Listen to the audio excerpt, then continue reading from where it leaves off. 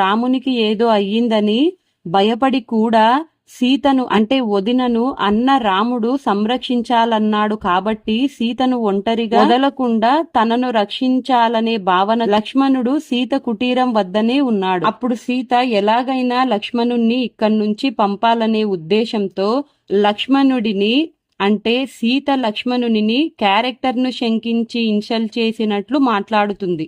వదిన మాటలకు బాధతో లక్ష్మణుడు పోతూ పోతూ ఒక గీత గీశాడు. అదే లక్ష్మణ గీత. అలా గీసి అన్నను వెతుక్కుంటూ అడవిలోకి వెళ్ళాడు. ఇక్కడ ఇంకొక పాయింట్ ఏంటంటే రాజ్యాన్నే వదిలేసి భర్త కోసం వనవాసం వచ్చేసింది సీత. అటువంటి సీత రాముడికి ఏదో ప్రాణహాని జరిగిందంటే తను ఇంట్లో ఉండి లక్ష్మణుణ్ణి పంపుతుందా చెప్పండి. సో ఇప్పుడు మెయిన్ క్యారెక్టర్ అయిన రావణాసురుడి ఎంట్రీ సీన్. ఇంట్లో సీత తప్ప ఎవరూ లేరు. No one is there to protect her. Eggs